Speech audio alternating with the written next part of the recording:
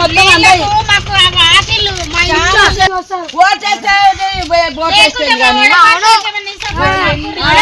ఆడోళ్ళంతా మస్తు గరం మీద ఉన్నారు కదా. అవ్వనైతే పనులు లేకున్నా దౌడలని పట పట కొరుకుతుంది. ఇగో గీ అమ్మనైతే ఒక్క సుక్క నీళ్ళు లేవు.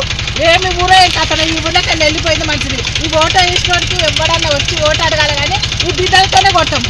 బిందె అందుకొనే చంపుతట్టుంది. కండ్లు పెద్దగా చేసి మరి కోపాన్ని ఎల్లగక్కుతుంది. బిందెకు సొట్లు పడ్డా ఏం కాదు గాని వన్నెత్తి వలగాలే అన్నట్టు గర్రు గుర్ర అంటుంది. తాత కూడేమో చెప్తాండు,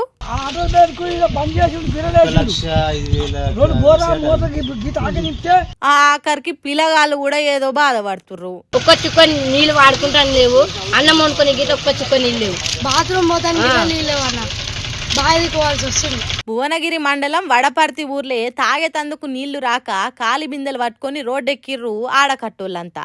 అసలే ఎండాకాలం, ఇప్పుడు నీళ్లు లేకపోతే ఎంత ఆగమాగమైతుంది. ఈసొంటప్పుడు సర్కార్ నీళ్ళు ఇయ్యకుండా తిప్పల పెడితే ఏమొస్తుంది? మా ఉసురు తీస్తందుకే నాకు గింతగానం బాధ పెడుతురు మమ్మల్ని. అరే మరీ గింత అధ్వానమా? తాగే నీళ్లు రాక, సాగు నీళ్లు లేక ఏం తిని బతకాలే, ఏం దాగి బతకాలే? జరంతనైనా సోయికి వస్తుందా సర్కార్కు?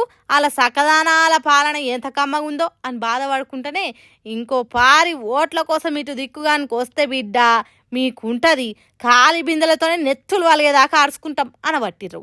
ఓసార్లు పాపం ఇంత జోరెండలా నీళ్లు లేకుంటే ఎట్లా బతుకుతారు? వాళ్ళేమన్నా మనులు అడిగిర్రా లేకుంటే రత్నాలు అడిగిర్రా? తాగేతందుకు బుక్కెడ్ నీళ్లే కదా. గా మాత్రం చెయ్యకుంటే మిమ్మల్ని గెలిపించేందుకు ఏం ఫాయిదా? ఇట్లా మా పానాలు మేం తీసుకునే తందుకేనా మిమ్మల్ని గద్దెనెక్కిచ్చింది?